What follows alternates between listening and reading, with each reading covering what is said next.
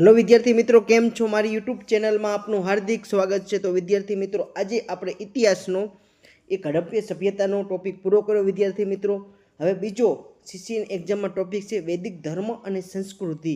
એ આપણે ભણવાનો પ્રયત્ન કરશું। તો વિદ્યાર્થી મિત્રો, જે એનસીઈઆરટી અને જીસીઈઆરટી ને પાઠ્યપુસ્તક છે તેમાંથી જ આપણે ભણવાનો પ્રયત્ન કરીએ છીએ। તો પરીક્ષામાં પણ આપણને એમાંથી હેલ્પફુલ બનશે। તો વિદ્યાર્થી મિત્રો, ઈસવીસન પૂર્વે 1750માં જ્યારે હડપ્પીય સભ્યતાનો વિનાશ થયો હતો, વિદ્યાર્થી મિત્રો પતન થયું હતું વિદ્યાર્થી મિત્રો, ત્યારબાદ વૈદિક ધર્મ તરફ આગળ વધ્યા હતા। તો વૈદિક કાલીન સંસ્કૃત ધર્મ અને સંસ્કૃતિનો પ્રારંભ થાય છે ઈસવીસન પૂર્વે 1500ની આસપાસ। ભારતમાં ઇન્ડો આર્યો તરીકે ઓળખાતા સમૂહનો ભારતમાં પ્રવેશ થાય છે। ઇન્ડો આર્યનો એક પ્રજાતિ છે ઇન્ડો આર્ય। તો આપણે વૈદિક કાલીમાં ખાસ કરીને એક જ ગ્રંથ ઋગ્વેદ વિશે જ ભણવાના, પછી એના બીજા 3 ગ્રંથ પછીની લખાણ થયું છે। તો સૌ પ્રથમ ઋગ્વેદની શરૂઆત થઈ હતી। તો વિદ્યાર્થી મિત્રો જોઈએ તો ઋગ્વેદ, વિદ્યાર્થી મિત્રો વિદ્યાર્થી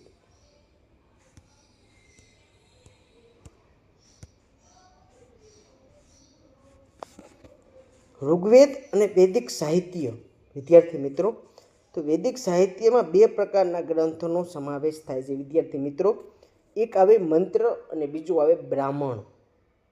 તો મંત્રમાં વિદ્યાર્થી મિત્રો વૈદિક ઇતિહાસનો મહત્વનો સ્ત્રોત ઋગ્વેદ કહેવામાં આવે, પદ્ય સ્વરૂપે લખવામાં આવ્યો। ગદ્ય અને પદ્ય 2 પ્રકાર છે, તો ઋગ્વેદ પદ્ય સ્વરૂપે લખાયેલ છે। તો વિદ્યાર્થી મિત્રો, ઋગ્વેદની રચના ઈસવીસન પૂર્વે 1200માં થયેલી ગણાય છે વિદ્યાર્થી મિત્રો। વૈદિક ઇતિહાસનો મહત્વનો સ્ત્રોત ઋગ્વેદ છે વિદ્યાર્થી મિત્રો। તો આપણે થોડુંક ઋગ્વેદ ગ્રંથ વિશે જાણી લઈએ। એમાં 10 પ્રકરણો અને મંડળો, એટલે પ્રકરણ અને મંડળો અથવા પ્રકરણો કેટલા આવેલા વિદ્યાર્થી મિત્રો? 10 અને 1028 સૂક્તો આવેલા છે વિદ્યાર્થી મિત્રો, યાદ રાખજો 1028 સૂક્તો આવેલા છે ઋગ્વેદમાં વિદ્યાર્થી મિત્રો। હવે આપણે આર્યો પ્રજાતિ વિશે જોઈએ કે આર્યોનો બધા વિદ્વાનો અલગ અલગ મંતવ્ય શું છે, આર્યો પ્રજાતિ ક્યાંથી આવેલી, બરોબર? તો જોઈએ, આર્ય મૂળભૂત રીતે ઈસવીસન પૂર્વે 4000ની આસપાસ દક્ષિણ રશિયા અને યુરેશિયા અને સ્ટેપિઝના મેદાનમાં વસતા હતા। કારણ ઈસવીસન પૂર્વે 4000માં દક્ષિણ રશિયાના યુરેશિયા અને સ્ટેપિઝના મેદાનમાં વસતા હતા। ક્યાં? દક્ષિણ રશિયાનો એક પ્રદેશ આવેલ યુરેશિયા અને સ્ટેપિઝના મેદાનમાં વસતા હશે। તેઓ પશુપાલન સાથે સંકળાયેલા હશે। આર્યો કેના સાથે સંકળાયેલા? પશુપાલન। હવે અહીંયા રહેતા હતા અને પશુપાલન કરતા હોય એટલે સ્વાભાવિક કે તો ઘાસચારાની જરૂર તો પડે। તો ઘાસચારાની તંગી આવી, કટોકટી આવી, તો તેમને સ્થાનાંતર મધ્ય એશિયા તરફ કર્યું। મધ્ય એશિયામાં જુદી જુદી ટોળીઓ આવી હતી વિદ્યાર્થી મિત્રો। ઈસવીસન પૂર્વે 1500ની આસપાસ હિન્દુકુશ પર્વતમાળાના ખેબર ઘાટ માર્ગેથી તેમણે ભારતમાં પ્રવેશ કર્યો વિદ્યાર્થી મિત્રો, યાદ રાખજો। ઈસવીસન પૂર્વે 1500 આસપાસ હિન્દુકુશ પર્વતમાળા, ક્યાં? ખેબરમાં આવેલી ખેબર ઘાટ માર્ગેથી તેમણે ભારતમાં પ્રવેશ કર્યો વિદ્યાર્થી મિત્રો। તેઓ ઘોડા અને ગાય પાળતા હતા, પશુપાલન સાથે સંકળાયેલા ખાસ તેઓ ઘોડા અને ગાયનું પાળતા હતા। પછી દક્ષિણ એશિયામાં આર્યોનું સ્થળાંતર માટીના વાસણોના કારણે થયું હતું એવું કહેવામાં આવે છે। મધ્ય એશિયાથી પછી તેઓ દક્ષિણ એશિયા તરફ આગળ વધ્યા। તો દક્ષિણ એશિયામાં આવવાનું કારણ હતું કે માટીના વાસણોના કારણે તેઓ દક્ષિણ એશિયા તરફ આવ્યા હતા। હવે લોકમાન્ય તિલક અને સ્વામી દયાનંદ સરસ્વતી શું કહે છે કે ઉત્તર ધ્રુવ અને તિબેટમાંથી આર્યો આવ્યા હશે, એવું કહે છે કે લોકમાન્ય તિલક અને સ્વામી દયાનંદ સરસ્વતી કે આર્યો ઉત્તર ધ્રુવ અને તિબેટમાંથી આવ્યા હશે। મેક્સ મુલર કહે છે કે એક વિદ્વાન મેક્સ મુલર એ કહે છે આર્યોનું મૂળ સ્થાન મધ્ય એશિયા હતું, મધ્ય એશિયાથી આવેલા છે આર્યો મૂળ। તો આ બધા જે મંતવ્યો અલગ અલગ છે વિદ્યાર્થી મિત્રો, તો યાદ રાખજો કે કયા વિદ્વાન કયું મંતવ્ય કહે તો પરીક્ષામાં પૂછાઈ શકે। વૈદિક આર્યો અને તેમના ભૌગોલિક વિસ્તાર। વૈદિક આર્યો, તો ઋગ્વેદમાં દર્શાવવામાં આવેલ વૈદિક આર્યો સપ્ત સિંધુ નામના પ્રદેશમાં રહેતા હતા। સપ્ત સિંધુ એટલે કે 7 નદીઓ, જેમાં આવે સિંધુ, બિયાસ, જેલમ, રાવી, ચિનાબ, સતલુજ અને સરસ્વતી।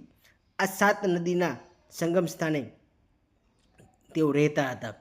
અને તેઓ અફઘાનિસ્તાનના કુંભા નદી પણ નદીથી પણ પરિચિત હતા, કે અફઘાનિસ્તાનની કુંભા નદી. નાના મોટા યુદ્ધો પણ કરતા હતા. અહીંયા રહેતા હોય તો યુદ્ધો પણ સ્વાભાવિક થતા હોય, અને ઘાસચારાની શોધમાં સ્થાનાંતર પણ કર્યું. ધીરે ધીરે તે પૂર્વ તરફ વધતા રહ્યા અને વેદકાળ પૂરો થયો. તેઓ ધીરે ધીરે પૂર્વ તરફ વધતા રહ્યા અને વેદકાળ પૂરો થયો, એટલે કે ઈસવીસન પૂર્વે 1000ની આસપાસમાં ઉત્તર પ્રદેશ અને બિહારની આસપાસ પહોંચ્યા. ક્યાં પહોંચ્યા? હાલનું યુપી અને બિહારની આસપાસ પહોંચ્યા. વેદકાલીન એમના રીત રિવાજો કેવા હતા, એમનું કલ્ચર કેવું હતું, એના વિશે ભણશું કે આર્યોનું કલ્ચર કેવું હતું. તો આર્ય સમાજ મૂળભૂત એકમ એક પરિવાર હતો, એમનો પરિવાર જેમ રહેતા હતા.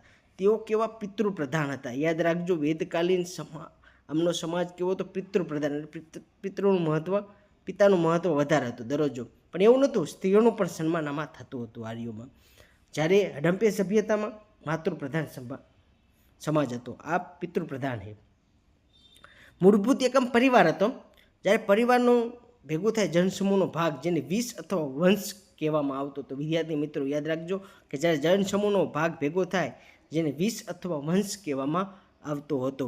સ્ત્રીઓનું સ્થાન મહત્વપૂર્ણ હતું, અને એક પત્ની વ્રતનો ધર્મ પણ હતો. અહીંયા સ્ત્રી લગ્ન પરિપક્વ ઉંમરે કરતી, એટલે પરિપક્વ એટલે કે 12 કે 13 વર્ષની ઉંમરે સ્ત્રીઓ પોતે તેને લગ્ન કરતી હતી.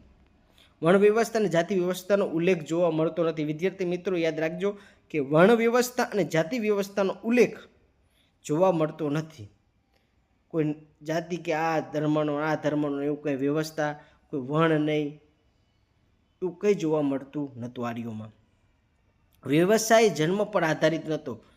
આ ખાસ મહત્વનું કે વ્યવસાય, દાખલા તરીકે મોચીનો છોકરો મોચી જ કરે એવું હતું નહીં. એ પોતે સૈનિકનું કામ કરીએ કે બીજું ઘણું બધું પણ કામ કરી શકતો હતો. એટલે કે વ્યવસાય જન્મ પર આધારિત ન હતો. રાજ્યનું સ્વરૂપ કબીલા પ્રકારનું હતું, એટલે કબીલામાં વેચાયેલું હતું રાજ્યનું સ્વરૂપ. ઋગ્વેદીન કાલીન સમાજમાં રાજાને રાજન્ય કહેવામાં આવતો હતો.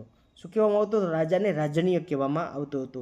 મહિલાનું સ્થાન સમાજમાં અત્યંત સન્માનજનક હતું. વિદ્યાર્થી મિત્રો યાદ રાખજો કે મહિલાનું સ્થાન સમાજમાં અત્યંત કેવું હતું? સન્માનજનક હતું વિદ્યાર્થી મિત્રો. અને તેઓ રાજકીય કાર્યોમાં પણ ભાગ લેતી હતી વિદ્યાર્થી મિત્રો. અને તેમને વિદ્યાભ્યાસ કરવાનો પણ અધિકાર હતો વિદ્યાર્થી મિત્રો. તેઓ વિદ્યાભ્યાસ પણ કરી શકતી હતી. તેમને જે વિદ્યાભ્યાસ શોખ હોય તેમાં તે પોતે આગળ વધી શકતી હતી. અને બીજું જોઈએ કે ઋગ્વેદમાં ગ્રંથમાં પણ એવી વિદુષી થઈ ગઈ તે જેઓ પોતે ઋચાઓ લખેલી, જેમાં અપાલા, ઘોષા, લોપામુદ્રા, ગાર્ગી અને મૈત્રીનો સમાવેશ થાય. જેઓ એક ઋગ્વેદમાં ઋચાઓ રચવામાં પણ મહત્વપૂર્ણ ફાળો આપ્યો હતો, જે આર્ય સમાજમાંથી આવેલી. તો વિદ્યાર્થી મિત્રો આપણે જોયું કે આર્ય સમાજનો રીત રિવાજ વેદકાલીન, કે એમનું કલ્ચર કેવું છે વિદ્યાર્થી મિત્રો, કયા વિસ્તારમાંથી આવ્યા, વિદ્વાનો એનું મંતવ્ય શું છે, કઈ રીતે ભારતમાં આવ્યા, ઋગ્વેદ ગ્રંથ વિશે શું છે, બરાબર. આપણે બધું જોવાનો પ્રયત્ન કરો વિદ્યાર્થી મિત્રો. જે પરીક્ષાની દ્રષ્ટિએ ખૂબ આઈએમપી છે વિદ્યાર્થી મિત્રો. અહીંથી ઘણા બધા એવા પ્રશ્નો પૂછાઈ શકે, બરાબર. કે વૈદિક સાહિત્યના 2 પ્રકારના ગ્રંથ કયો તો મંત્ર, બ્રાહ્મણ. વિદ્યાર્થી મિત્રો ઋગ્વેદની રચના કઈ સાલમાં થઈ? તો ઈસવીસન પૂર્વે 1200ની આસપાસ. એમાં કેટલા પ્રકરણો આવેલા? તો 10 પ્રકરણો અને મંડળો આવેલા. વિદ્યાર્થી મિત્રો યાદ રાખજો 1028 સૂક્તો આવેલા. તો આવા ઘણા બધામાંથી પ્રશ્નો બને વિદ્યાર્થી મિત્રો. એમને શરૂઆત ક્યાંથી કર્યું, એ કઈ રીતે આગળ વધ્યા, એ સ્થાનાંતર કરવાનું કારણ શું હતું વિદ્યાર્થી મિત્રો, એવા ઘણા બધા અહીંયાથી પ્રશ્નો બની શકે. અને કઈ રીતે તે ભારતમાં એમને પ્રવેશ કર્યો, અને એમના રીત રિવાજ કેવા હતા, કેવો સમાજ હતો, બરાબર વિદ્યાર્થી મિત્રો. સમાજમાં નારીનું સ્થાન કેવું હતું, અહીંયા કેવા કેવા ઋષિઓ થઈ ગયા અને સપ્ત સિંધુ પ્રદેશમાં રહેતા હતા. એવા ઘણા બધા અહીંયાથી પ્રશ્નો બની શકે વિદ્યાર્થી મિત્રો. જે ગૌણ સેવા પસંદગી મંડળની તૈયારી કરતા હોય, કે પંચાયતની તૈયારી કરતા હોય, કે જીપીએસસીની તૈયારી કરતા હોય, કોઈ પણ ગવર્મેન્ટની એક્ઝામની તૈયારી કરતા હોય, તેના માટે આ વિડીયો હેલ્પફુલ બનશે વિદ્યાર્થી મિત્રો. તો જોઈજો, ગમતો હોય તો વિડીયો લાઇક કરજો, સબસ્ક્રાઈબ કરજો વિદ્યાર્થી મિત્રો. કોમેન્ટમાં સજેશન આપજો વિડીયો તમને કેવો લાગ્યો. મળીએ નેક્સ્ટ લેક્ચરમાં. જય હિન્દ, જય ભારત.